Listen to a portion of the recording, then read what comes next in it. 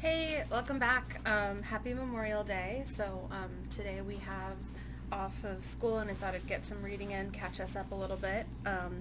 And I hope that you thank anyone you know that has been in the military, or just send a kind thought their way, because we are very grateful for all that they do. So happy Memorial Day, you guys. So we're going to be reading about some soldiers and some people that are not officially in the military but that are working in the American Revolution to support their side. And we left off right before we started chapter 6, so we're going to hop back into chains, and I hope you enjoy it. All right, here we go. And again, we're going to start with a primary source that I am going to read to you. So primary source from that time period.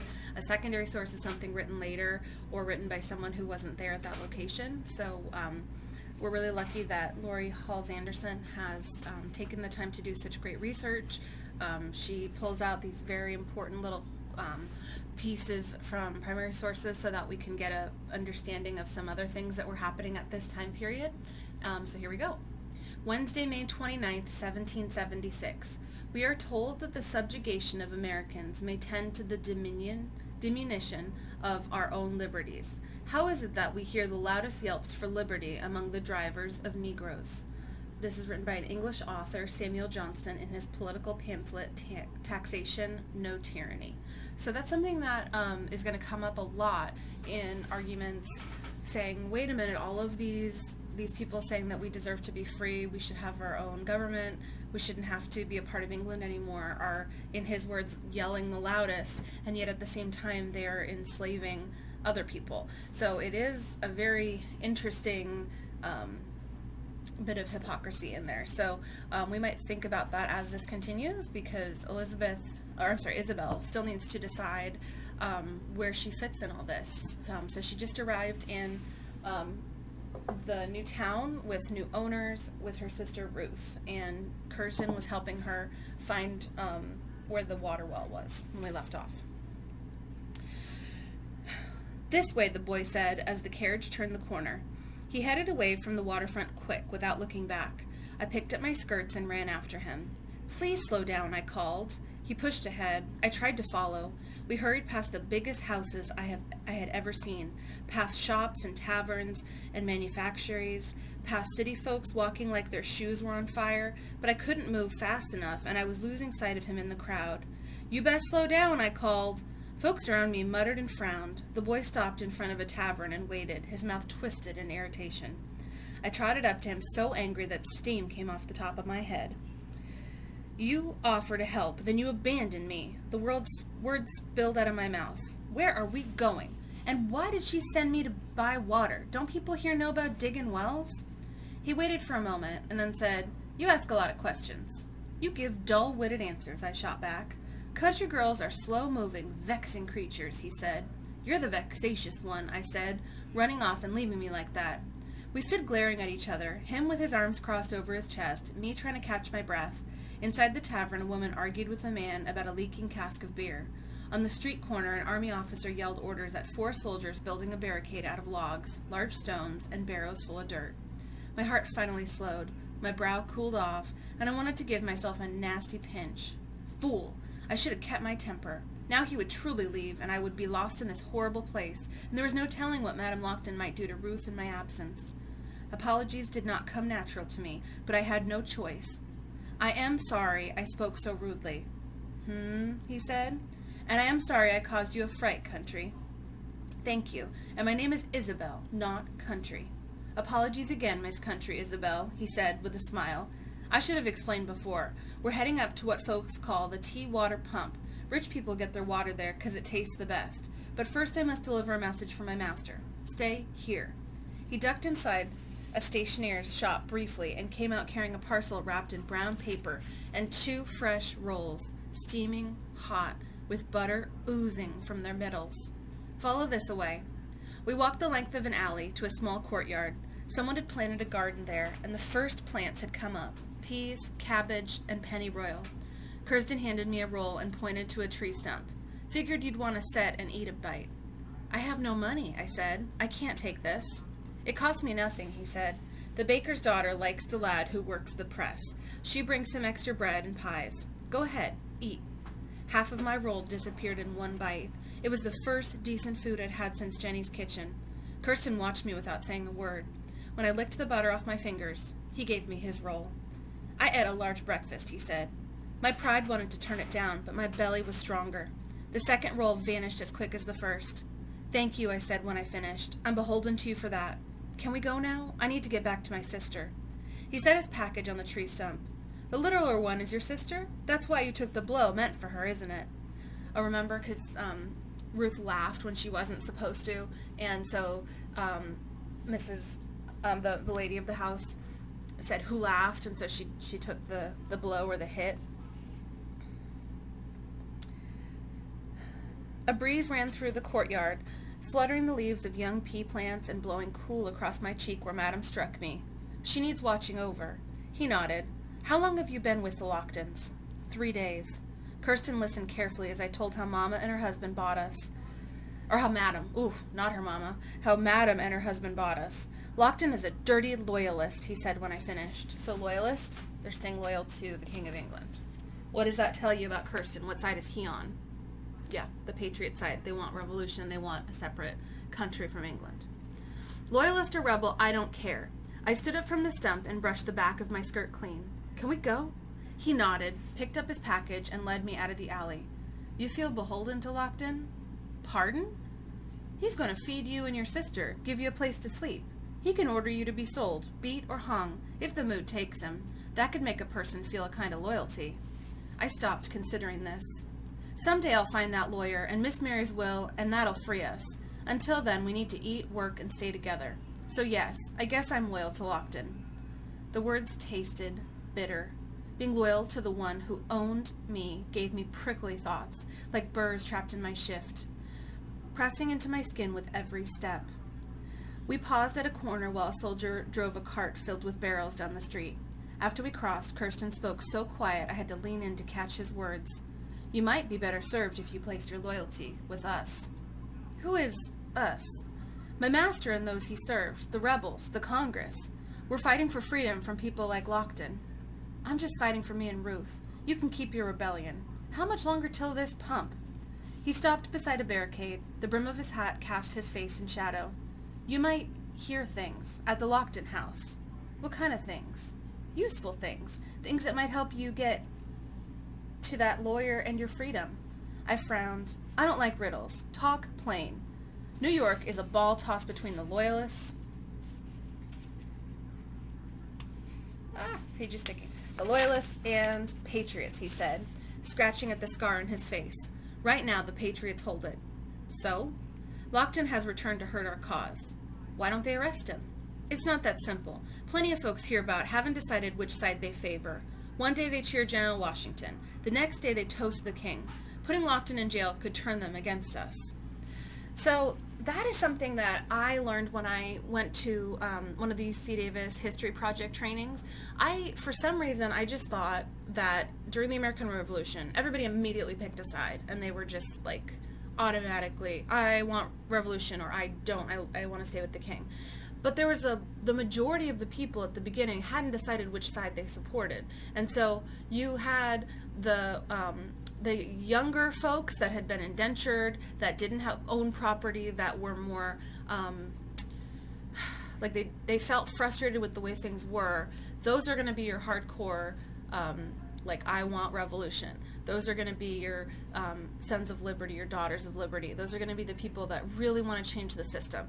But your people that own land or have companies, businesses that already work with England well, and they're making money, they've bought their homes, they're a little bit older, they're going to want to stay part of England. They're not going to want to have a war. They're not going to want to lose everything that they've worked for. So they're going to be sides that some people are going to pick automatically. But then there's also going to be this huge portion of people. In the article I had you guys read called the Fence Sitters on Newsy LA, that's going to be a lot of the people. They just haven't decided yet which side to go on. And so people like Isabel, who's enslaved, her decision is going to come down to what does she think is best for her and her little sister. She's going to be thinking about her personal experiences. How is she being treated by her owners that support this side or that side? And so one of my favorite things about this book is that it shows how it wasn't just a natural decision for people to make immediately, that they really had to think about what was best for them and their family. And an enslaved person, a freedom fighter, is going to be having to really just make the best choice they can in that moment, because they're not really sure which side is going to give them freedom or honor them the way that any human should have been. So I'm going to keep reading, but I just wanted to point that out because sometimes we miss that in our other read aloud texts, or as we're studying it, we forget to think about that there are women there are enslaved people there that are fighting for their freedom, and these people also have to decide which side they're going to support. So this week we focused on espionage in the American Revolution, and we learned about several women and African American people that were spies, part of the Culper spy ring. And it's just something just to remind us that there are more people there than just the ones that are going to first come to mind, like our George Washingtons, our Benedict Arnolds, our white men. There are more people that are going to be a part of this. And my rant is done. Okay, back to the book. Let's see.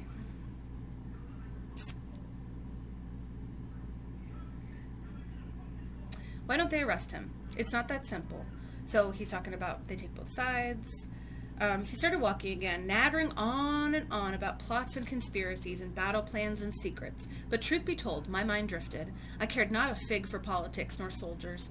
I was worried about my sister, and my cheeks still hurt. Will you help us or not? He stared at me intent as I tried to figure his meaning. It slowly dawned. You want me to be a spy? I asked. Are you funny in the head? Do you know what they would do to me? Shh, he warned. Keep your voice down. You just have to listen and alert me if you hear anything important. You won't be in any danger. You are a crazy fool. How did you know I won't tell Master Lockton you sought me out? Wouldn't matter if you did. He knows he's under suspicion. Might do you some good, bring you favor in his eyes if you told him. But it would be a mistake. Lockton won't reward you. The Patriots can. Reward? Colonel Reagan is the officer in charge. He could send you back to Rhode Island, maybe, if you help him find that lawyer and his papers. I pondered this. Was he lying? Could I trust this strange boy filled with war and secrets? What would Mama do? I shook my head. It's too dangerous. I'll have enough to do with chores and watching Ruth and keeping out of Madam's way. All you have to do is listen for talk of the king's troops. See, there you go again, proving you're a fool. They won't say anything in front of me. You are a small, black girl, Country, he said bitterly. You are a slave, not a person. They'll say things in front of you they won't say in front of white servants, 'cause you don't count to them. It happens all the time to me. The truth was in his words, hard truth, a hammer striking stone. If you hear something, come to Bellingham's house in the night, across from where your ship docked this morning. I sleep in the shed room. Tap on the window, and I'll awake. I touched my cheek. I couldn't. I shouldn't. I can't, I said. I promised Mama I would take care of Ruth. Now, can we please go? Whew. So, tough choices. Ooh, I didn't even notice this, but my cup of coffee, I put it in my George Washington mug. So this I got when I was visiting George Washington's home, Mount Vernon, and it starts off on this side of the mug. It has his home the way it was at first. I know there's kind of a glare, guys. And then as I turn the mug, it shows all the different additions that they made to the house over time and how it ended up the way that I saw it on the day I went. And the thing, I'll show you guys in class this week about George Washington's home, and I'll show you a little bit about his teeth. But one of the things I thought was really interesting is that it looks very much like stone on the outside, but it's actually wood that they treated to make look like stone. So I'll show you guys in my lessons this week about it, and then I'm also going to put a whole bunch of stuff on my blog this summer, so you guys can dig in if you're just hanging out over the summer, like, oh man, Mrs. Daly, I really want to learn more about the American Revolution. Don't worry, I've got you. So, cheers. Oh, coffee's so good. Here we go. Back into our story. Chapter 8. Wednesday, May 29th, 1776. I hired a girl to clean the house. It had a cartload of dirt in it. One of the chambers was used to keep poultry in, another sea coal, and another salt. You may conceive how it looked. The house is so exceedingly damp being shut up that the floors are mildewed, the ceiling falling down, and the paper moldy and falling from the walls. Letter from Abigail Adams to her husband, John. So, Abigail Adams, wife of John Adams, here we go. It was near a mile from the tea water pump back down the island to the Lockton House, a long journey carrying heavy buckets that stretched my arms into sore ribbons. I forgot the pain when Kirsten stopped, pointed, and said, "There 'tis." The house was made of blocks of cream-colored stone and was wider from side to side than Jenny's Tavern. I tilted my head up and counted. 4 floors, each with big windows facing the street. There were balcony railings on the roof. There were even windows peeking out at foot level, cello windows, which meant 5 stories in one house. A curtain moved. "Make haste," Kirsten said. "If you value your life, don't use the front door." The sun caught the ring in his ear and blazed as he tipped his hat to me. I hurried through the side gate. The mansion was twice as long as it was wide. A large plot stretched behind it with a cistern, a privy, a poor excuse for a garden, and at the far end, a carriage house and small stable. Do you guys remember what a privy is? Yeah, it's a bathroom. And I'll show you actually pictures this week from Mount Vernon. There's a multiple seat privy, which just totally creeps me out because you'd be going to the bathroom like right next to other people. Well, but I'll show you that picture this week. I turned around. A tiny woman wearing a green calico skirt, a nut brown bodice, and a dingy shift stood in the open door to the kitchen. She tossed a pan of dirty water into the flagstones and pushed a strand of graying hair out of her eyes with the back of her hand. "You there, what's your business here?" she demanded. "I'm Isabel. I'm the Master Lockton's bought us from Newport." The anger drained out of her face. "You're the new girl gone for water. Lord help us. Did you get lost?" "I don't think so. Kirsten, funny little boy, ring in his ear?" She shook her head. "That's Bellingham's boy. You stay away from him. Bring in that water. We've a world of work to do." Her name was Becky Barry. "Though it'd be mud if I don't pull this house together in a flash," she said as she poured the fresh water into a pot and swung it over the kitchen fire. She barely stopped talking long enough to draw a breath. 8 months. They vanished to Boston for 8 months and then show up with no warning and wanting tea. Tea! I could get tarred and feathered for brewing tea, she muttered. So tarred and feathered is going to be one of the awful, awful punishments that they're going to be doing to people that they feel are betraying the revolution. And drinking tea, remember we talked about how that could be a symbol of supporting the king. So that's even in your home, what you're drinking or doing, the choices you make could be dangerous. She turned around. Her face marked her as being of middle years, dotted with freckles and pock scars. Her chin was narrow and pointed like a shovel, and her smile was missing several teeth. "The rule here is simple. Do what Madam says. You know where the tea water pump is? You'll go up there every day. You'll go with me to market when I need you to. Don't go north of Chambers Street or wandering past Mulberry, lest Madam writes you a pass. You don't want folks think you're trying to run. That don't work here. You been a housemaid before?" I shook my head. "We lived on a farm. Pardon me, ma'am, Miss Becky, but can you tell me where my sister is?" "Your what?" Her eyebrows went up. "Oh, that little girl." I nodded. "Ruth. She's slow, ain't she?" I didn't dare explain until I figured out what kind of person Becky was. She's good-natured. Becky walked into a pantry crowded with shelves of crockery. "Not going to cause me trouble?" "Never," I lied. "Where is she, please, ma'am?" Becky came out carrying a tarnished silver teapot and a stack of china cups and plates. Madam Lockton told me to give the little one a bath and feed her. She went back to the pantry and shouted a little so I could hear her. "She's in the privy, your sister, I mean, not the madam." I let out a long breath and stepped towards the door. Becky came back carrying a small chest. "Where do you think you're going?" "To fetch Ruth." "Oh, no, you're not," Becky said. "Madam wants her outside peeling potatoes. You're to work in here." "But..." Through the window, I watched Ruth leave the privy and walk straight to the bench. She hopped on it, pulled a potato from the sack next to her, and started peeling with a small knife, her feet kicking in the air under the bench. She looked like a little bird on a twig. I relaxed some. She was safe and happy enough. Becky brushed at the cobwebs clinging to her skirt. "But nothing. If Madam sees you idling and jawing out there, there'll be the devil to pay." She paused. "She can be a harsh mistress to slaves."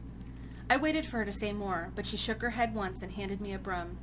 Me, I see things different. She picked up a pile of rags and a jar. You do what you're told, and we're going to get along fine.